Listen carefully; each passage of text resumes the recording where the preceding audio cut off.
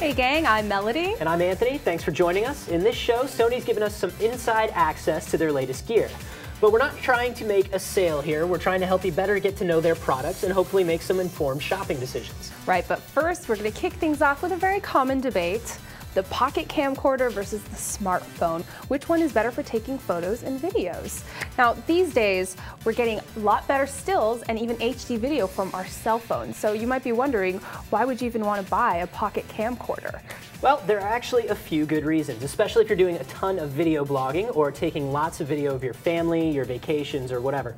Pocket camcorders are relatively inexpensive devices with dedicated hardware for shooting video and photos. So the interface and design is more camera specific because it's a camera, not a phone, right? And the video quality is generally better than you can get on a smartphone. Right now, smartphones generally record at 720p, but the landscape is quickly changing.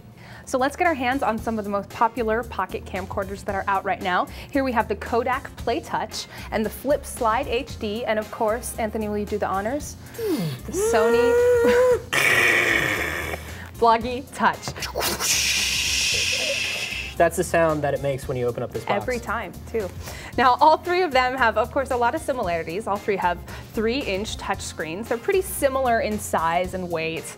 And all of them have internal rechargeable lithium-ion batteries. And it's really nice because all three of them have onboard HDMI out. Right. And of course, each one has its own set of features that some might prefer over the others. But here's what we like about the Bloggie Touch. First of all, it has a 12.8 megapixel still image. See, the Flip Slide HD doesn't have still photo capabilities, and the Kodak Play Touch only takes 5.3 megapixel photos. Also, the Bloggie is the only one that captures video and photos simultaneously.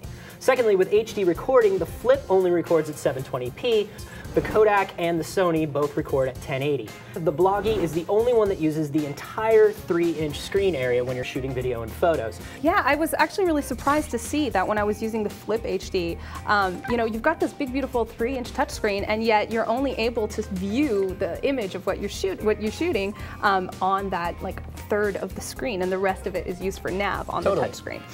Now, another thing that I like about the Bloggie is the really nice sophisticated design. It uses metal, which I much prefer over the plastic, and it has a capacitive touchscreen that uses glass over the Flip Slide, which has a resistive touchscreen. Yeah, and the Flip Slide has a kind of a cool design where it flips and slides. Makes sense. But then when you open it up, the only thing you can do with this is just navigate through your videos. You can't actually film with it or anything. Kind of a bummer. Sony removed the card slot and added 8 gigs of internal memory in order to keep the Bloggie Touch small and sleek as compared to previous Bloggies. They also removed some of the things that previous Bloggie models had, like a mic jack. And actually, the Play Touch, the Kodak one, does have the mic jack, but it's $30 more. And if you don't need the mic jack, then, you know, it's not really that necessary. It seems kind of strange for me on a camera that's that small to have a mic jack, because your mic is most likely going to be bigger than your camera, which is kind of weird. It removes the pocketable part of it for me. Yeah, a little bit. And actually, the Kodak Play Touch only has 128 megabytes of internal memory, so you also have to buy an external SD card for it. So you'll have a little bit of research that you need to do to decide what are the extra features worth to you. Exactly. Now, the one drawback we should mention with all MP4 cameras is that they don't have external flashes, so it's very hard to record in low-light environments like nightclubs. And just to clarify some confusion out there about the Bloggie Touch working with the Mac, the device's hardware does work 100% with the Mac, but its companion software is for the PC only.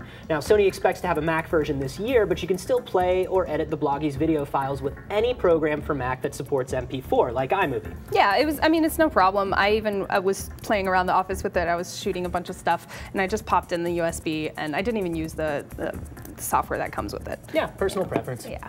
So last but not least, let's talk about price point for all three devices. The Kodak Play Touch goes for $229, while the Flip Slide HD retails for $249, making the Bloggie Touch at 8 gigabytes, $199, which is actually the least expensive one. And for 4 gigs, you can get it for $179.